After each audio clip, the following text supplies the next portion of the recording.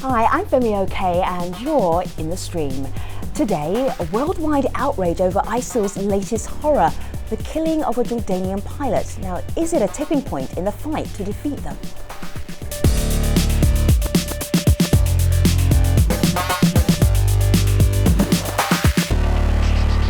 There's a lot of conversation going on online right now around this recent incident with ISIL.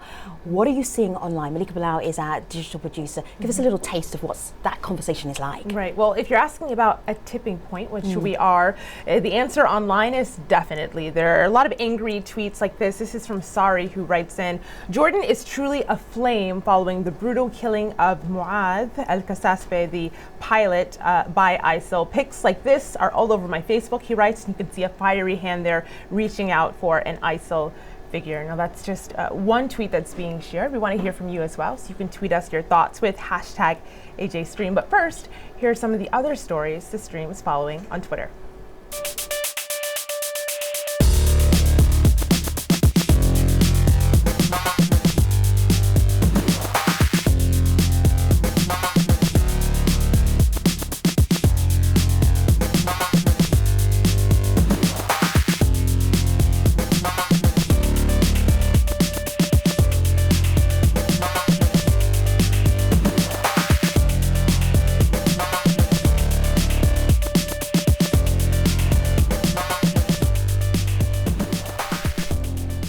The recent immolation of a Jordanian pilot at the hands of ISIL shocked Muslims around the world and has led some nations to step up their campaign against the group. أنا أطالب إنه ما يظل عندنا ولا واحد حي، وأطالب أن يكون الثأر أكبر من إنه نعدم مساجين. أنا أطالب بإبادة هذا التنظيم، تنظيم داعش، هذا التنظيم المجرم اللميم الملموم من كل أقطار العالم. That was the Jordanian pilot's father calling for a global response against ISIL. So is this a turning point in the fight, and does international will truly exist to defeat ISIL? To help us discuss this, in Beirut we have Nabi Boulos. He's a journalist with the LA Times. In Oslo, Iyad El-Baghdadi is an activist and blogger. And in London, Davis Lewin is head of policy and research with the Henry Jackson Society. Gentlemen, it's good to have you all here on board. Iyad, I'm just wondering if this video may have backfired for ISIL in some way. What's your thought about that? Backfired? Absolutely not. I mean, this is the reaction they were looking for. You have to keep in mind that ISIS, despite their brutality, just because they're monsters, you should not assume they're not very intelligent and they're very streaming. In fact, it just makes them even more dangerous and more lethal. I know that the story online right now, and the story generally on the street, is that this is a tipping point. It might be a tipping point in terms of public reaction, popular reaction, but unfortunately, I don't think we are quite there strategically. I would like to say it is a tipping point, but if the situation strategically does not change on the ground, if it's just a matter of continuing with what has been going on for weeks, unfortunately unsuccessfully, then I don't see it as a tipping point. Davis, it's kind of hard to get into the minds of ISIL and understand what it was that they wanted to do with this video being put out. The production values are very high. A lot of thought went into it. Do you think that the reaction to this video was probably not what ISIL was hoping for? Well, I think, first of all, I think there are two things to say. Number one, it is quite strange, it strikes me, that the level of reaction is as it is, because it was no secret that this is a barbaric, unbelievably odious terrorist state that they're running over there, and that the nature of the movement was no secret. I don't see what is so much more gruesome about immolation than beheading. In my mind, these are pretty much up there on the scale of these kinds of crimes in that way. So I'm a little bit puzzled about, this sudden galvanization, but of course that means that, as Iyad already said, they know what they are doing. Why do they shoot videos in high definition? Because they understand the propaganda impact. They want it to be seen. They wanted to send a message to Western audiences about, who they are. They wanted to send a message to potential followers as well as to Arab regimes that are not adhering to their version of Islam in that sense. So I think it's very easily explainable that they are good at this game. If you look at what they've been doing in Britain in terms of this figure of Jihadi John, as they call him, questionable if he's still alive or not and whatever else, but at the end of the day they fully understood what they had in terms of this propaganda tool in that way. The only thing that puzzles me is, as I say, that people didn't understand prior to the burning of the pilot just what they're dealing with, evidently, given what it's done to the Arab streets. Sure. Well, Nabi, is there some online who say that this message, as it was intended, is not going to work? Ahmed on Twitter says, I think this hurts ISIS/ISIL in the long run. They made a spectacle of murdering a Sunni Muslim. Even hardliners' stomachs turned. And in Jordan, we're seeing tweets like this. They're using the hashtag I am Muath. This is Ma'in who writes, our country is worth dying for in a time of war. Let's resolve that it's worth living in the time of peace. You see a Jordanian soldier there, the Jordanian flag. Nabi, you were just there not too long ago. What is the sentiment? Well, for one thing, I just wanted to respond to Davis's point about how egregious this particular crime is in the case of ISIS or ISIL or whatever you want to call it. And the issue is here, and I heard this repeatedly in my time in Jordan, was that somehow if Muath was killed in any other way, if he was shot, if he was hung, etc., it would be less egregious than, say, having him burned. The reason why this is so is because of supposedly some hadith verses that are, I guess, questionable in their nature, saying that you cannot burn a Muslim, or there's another one that's saying that basically burning by fire or killing someone by burning them is the purview of God alone. And I heard this repeatedly in the protests that came out. And the reason why this is so is because people were really somehow, I think, horrified by how visceral this crime was. Now, you see, I think... Point. Sorry, go ahead. I think that's interesting, of course, in the context of the fact that in the West, many people are trying to assert that, of course, there is nothing Islamic about ISIL. In fact, Al Jazeera itself has put out guidelines about not talking about jihad and so on and so forth. So there's an interesting dynamic there which perhaps is worth examining on the detail on the point that you make, but in the principle for the wider world watching, I don't see that kind of distinction holding in that sense. I think people in Europe, in America, elsewhere understood what they were dealing with the moment they saw those tweets with the cut-off heads. And I think perhaps that the more Islamic world-focused messaging that you describe has some part to play in exploring the story in more detail, but doesn't really change the story as far as Western intervention or anything like that is concerned. Well, perhaps so, but is their audience purely Arab or Muslim, or is it for the West as well? I would argue that they're trying to get the hearts and minds, if you will, of everyone involved. Now, of course, as Iyad mentioned as well, this I don't think it backfired. I think all it did was actually increase their, in Arabic the word we use is hebe, which is to say perhaps the fear of them. They've become more feared now, I think, and in fact we saw this often in the past when you would hear people talking about ISIS or ISIL or Daesh or whatever you want to call it, and the enemies that they faced were almost afraid of them because they knew that if they were going to be caught, they would be either beheaded or killed. And this is really the intention. This was really always the intention. Go ahead, Iyad. Yeah, we saw this actually. Yeah, this was really always the intention, that to strike fear into the enemy's hearts even before they face them, so that when you know that an ISIS attack is coming, you know that the soldiers that are going to face ISIS know that if ever they're going to be captured, they're going to come to some horrible treatment. So this is really part of the logic. Gentlemen, let me just add something, because there's something extraordinary that I saw at the weekend that stood out for me. And Davis mentioned something about the Al Jazeera style guide. We're very specific about when we use the word jihad, as are a number of other news organizations. But let me focus us back here on the story that we're handling right now. This is General Mansour al-Jabbar. At the weekend, he did a media press release and a press conference. Have a listen to what he said. The war against Daesh is going to continue. We are determined to achieve the objectives of this war. And not only to degrade Daesh capabilities, we are going to destroy Daesh. And that is the aim the crosshair of our weapons is at that target, and definitely we are going to achieve it.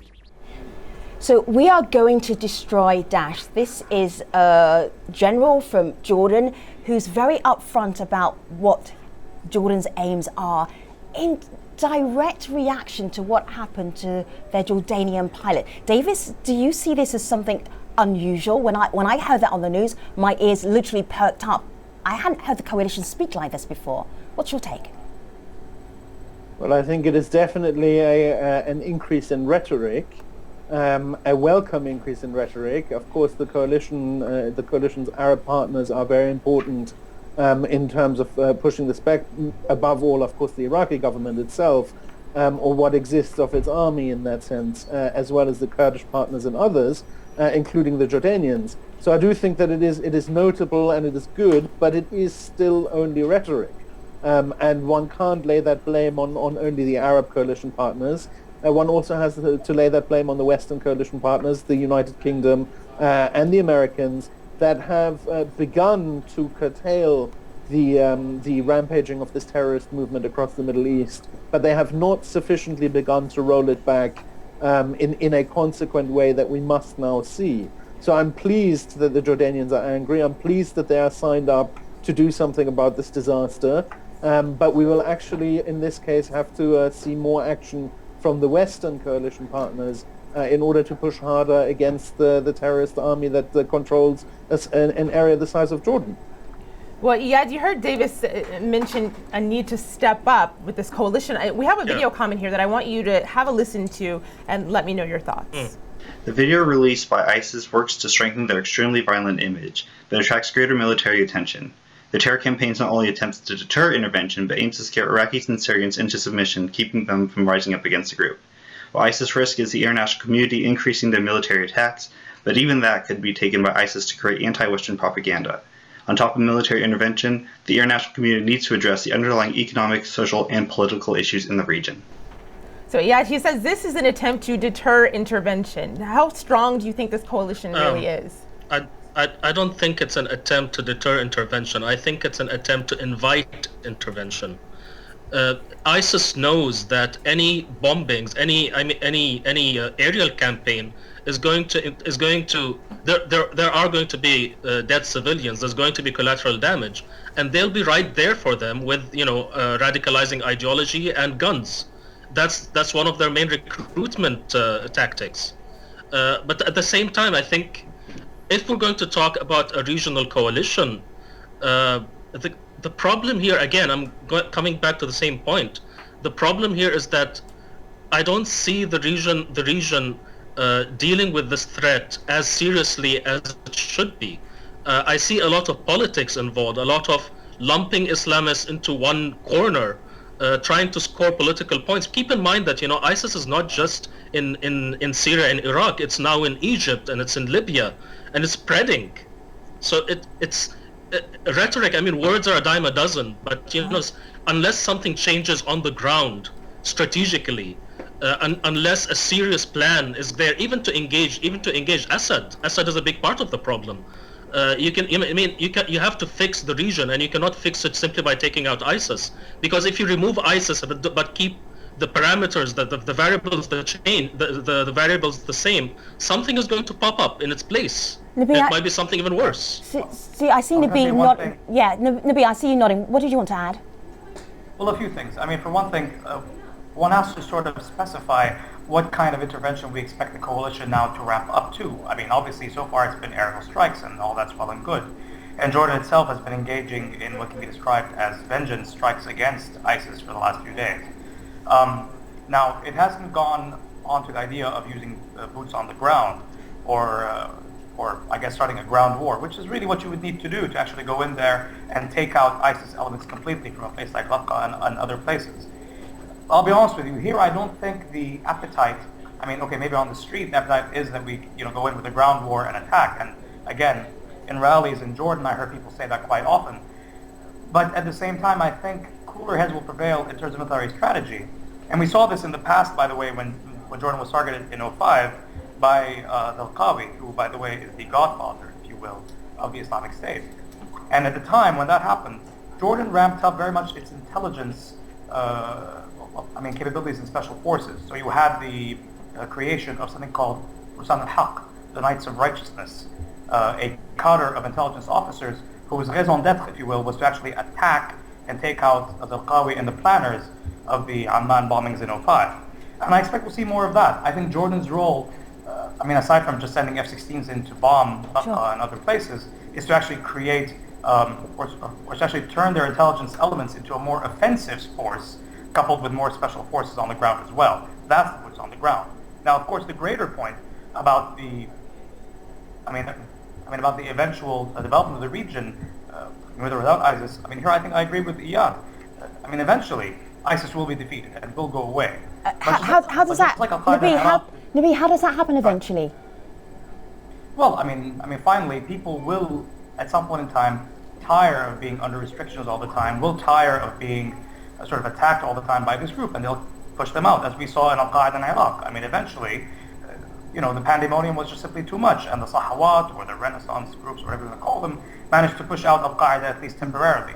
But it was only a temporary victory. I'm afraid that is overly optimistic on two counts. Look at the Iranian.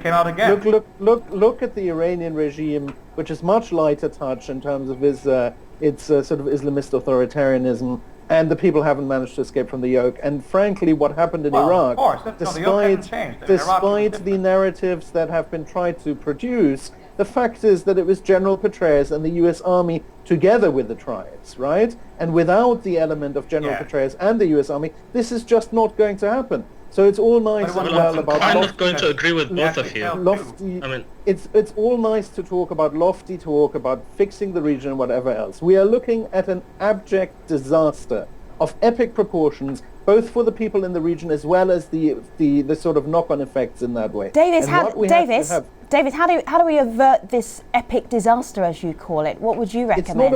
It is not about averting it. It's unfolding before our eyes. What we have to do is we have to contain it. We've done that. We've had 100 days of air campaign, of intervention. All that has done so far is contained maybe now it's 110 days or something like that, of Western intervention. All that is done is it has contained the spread of ISIS in that way. What now needs to happen is we need to roll it back. And it doesn't matter about talking about Assad or the region or anything else in that way. This is specifically about al-Baghdadi, ISIS in Iraq in that way, stopping that particular threat. And we can then see how one can manage the situation. Here in the first place, Davis. No, it isn't. No, it isn't. Finally, metastasized into a different Islamic insurgency. If we get rid of ISIS this way, you're going to expect something like ISIS. Just give me a moment, because I want to bring Iyad into the conversation. Davis, hold tight for a second. What got us here in the first place is radical Islam. Let's just be very clear about that. That is what got us here in the first place. Not anything. Davis, actually, there's quite a few people online who, of course, will push back on that. And so I'm going to read one of them. This is Tim, and he says, what needs to be remembered is that what got us in here was Western interventionism. Several people pointed to the U.S. role in the creation of the Islamic State /ISIL/ISIS. But in looking forward now, Davis, there's this tweet from Tim who says, the question is, who's really going to take them down? Because just bombing them won't do it. Davis? Quite correct. He's quite right. What we need to see is we do need to see some intervention. Whether it will be enough to do it by way of training, the problem is that the Iraqi army is in such a mess that the months projected isn't clear if it's going to be true that within those months they will manage to be up and running. I don't have faith necessarily that that will be enough. Hopefully it will be a question of training Iraqi forces, Peshmerga forces and others, but there is a serious chance that if the situation deteriorates, it will have to have at the very least some special forces from other countries to push some of the strongholds of ISIS away. All right, let me bring Iyad into the conversation. Iyad, what did you want to add? Well, I think I want to do everyone a favor here by just making it clear here that ISIS is a complex phenomenon, so do not listen to anyone who attempts to reduce it to single causes or single solutions. This is very important to keep in mind. Just because we emphasize one angle or one aspect, it does not mean that we're ignoring others. Now, I'm going to agree with both Davis and Nabi in their back and forth. In a sense, we have to keep in mind that ISIS, the wave of ISIS is riding the back of a lot of Sunni Arab disenfranchisement. So if we get rid of ISIS, yes, we would have gotten rid of a very serious security threat, but the underlying conditions will still produce instability in the region. But at the same time, one of the major problems with facing the threat is that the regional powers that are tasked with taking care of it aren't themselves paragons of human rights or democracy. Right. I mean, if we want to look at the radicalization angle. Let me just play how do you think?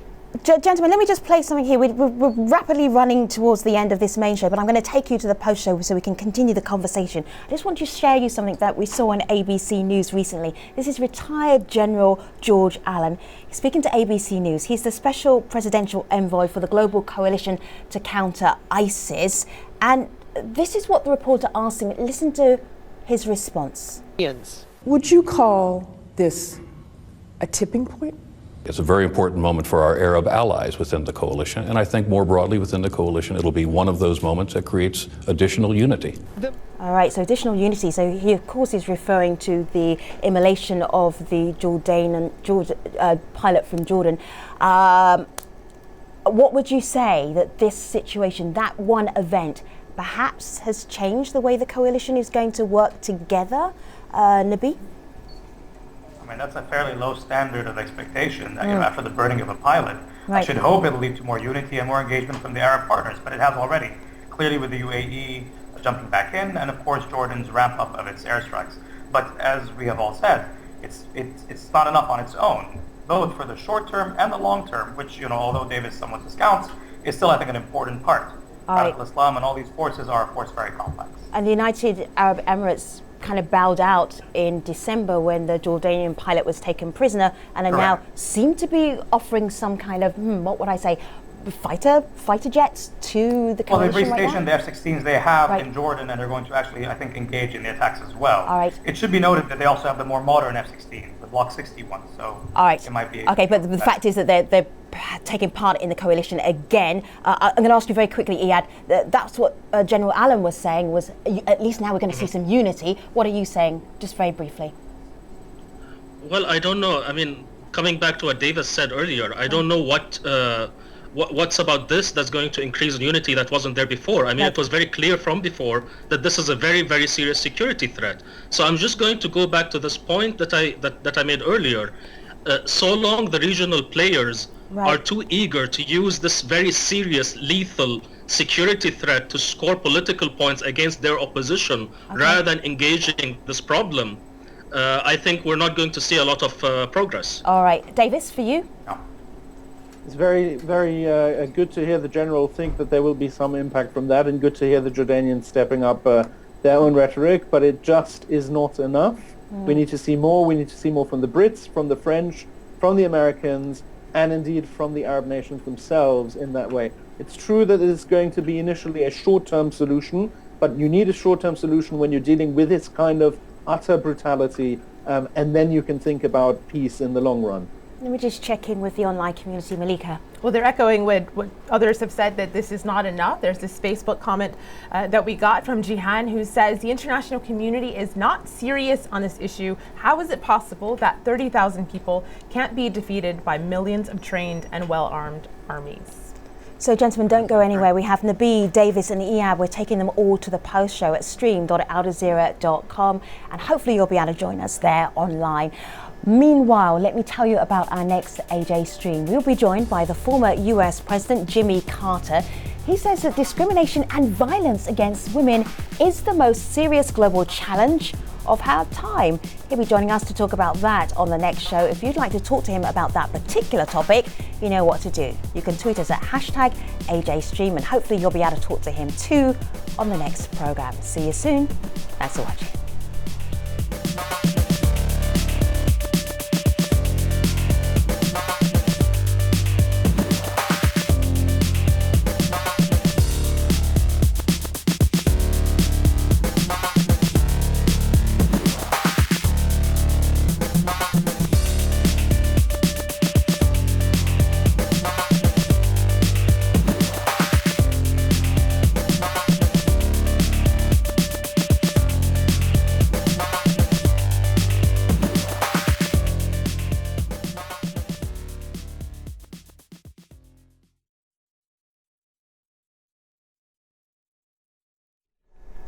Hello, welcome back to the Streams Post Show. So we've been discussing the international will to defeat ISIL. I'm just really curious, just asking you just very quickly, Guess, do you have a sense of how big this ISIS Daesh force is, Nabi? Because that really helps us decide, like, how big is it? What are we talking about the coalition are trying to get rid of? Of course. Well, the estimates have been, wildly varying, somewhere between 10,000 to about, I think, 30,000. But, I mean, it's somewhat irrelevant. Why is it irrelevant? Is it the sheer numbers? Does it not make the problem bigger the more you have? Well, because it's also an insurgency force, and it's going to involve guerrilla warfare that's inside populations. You can't just go in there and kill people. Well, I mean, if you do that, you'll just create more of them. Isn't that what the Jordanian general was saying? Is like, we are actually going to come and get you. That's what he was saying. We're going to kill you. Of course. Yeah. Of course, but I mean, what does that mean? Does that mean they're going to send in ground troops? I mean, I would be surprised if they do. And Syria, by the way, won't accept that easily. I mean, just today they said that they will not accept any violation of their sovereignty. Why have there been no ground troops so far, Iyad? Well, as just like Nabi said, it's not an easy decision. The moment you go in, you're not just engaging ISIS, you're engaging the opposition, you're engaging Assad as well. You're basically invading Syria there. So it's not an easy decision, geopolitically speaking. Even strategically speaking, as Nabi mentioned, you don't know whether you're going to be killing ISIS or you're going to be killing Syrian civilians. Even if you do take out ISIS, it can just splinter into many different subgroups. And then you're going to be dragged into another quagmire.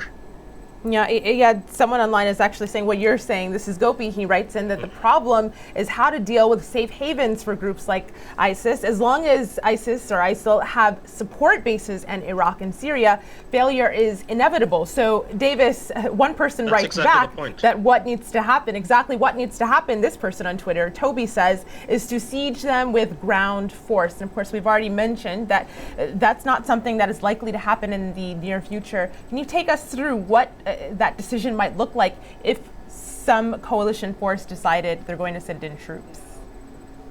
Well, I can't see into the future, so I can't tell you exactly what it will look like, but I think that there would have to be a significant intensification of a sort of galvanizing of opinion and popular clamor to do something about it, and that could come about from a number of sources, including more attacks in Europe, including more attacks on other Arab states, including propaganda, in inverted commas, victories such as the Jordanian pilot in that way. But what I will say is that the fact that it is a complicated situation does not absolve one from having to deal with it. I agree with the other two panelists. About the complications. They are grave and severe, and there are no good options here. But at the end of the day, the option of leaving it as it is one that it's also not on the means table. A choice. Absolutely. No, Well, it's not an option, it appears to be on the table, given the half-heartedness with which the coalition has entered this game. I'm not convinced. I think it's more a matter of caution. Indeed, but the caution comes at a cost. I don't think I wish it was about caution, but it seems to be that there is. I agree with Davis there. I don't see enough political will really to really take care of this. Well, what does that even mean? Does that mean that we send in ground troops, with guns blazing? Because that didn't work. That doesn't mean training the Iraqi army or the Syrian army or the opposition. Well, the thing is, we don't have. I mean, all the options on the table really are bad options. We just need to choose between, the least bad option, because the best option really was to take care of this 4 years ago. In 2011, but it's not. We can't really go back in time, so we don't have that. We don't have that luxury right now. But leaving it alone obviously is not an option. Davis? Indeed, and I don't think one can be dismissive of, as I say, these concerns that have been raised in that way. But that doesn't, again, as I say, negate the need to do it. And I do think that there are very obvious and clear strategic aims that are possible to both outline and achieve, but they're not possible to outline and achieve with the current setup that you have. And unfortunately, we've seen some grave realities of letting our Kurdish allies hang, not giving them the kind of means that they need to carry out this fight, and similarly other hesitations. The Kurds have said they will not liberate Mosul, for example. other hesitations that are problematic from this point of view. All right, so Nabi, I can't hear you when you're talking at the same time as Davis. What did you just say?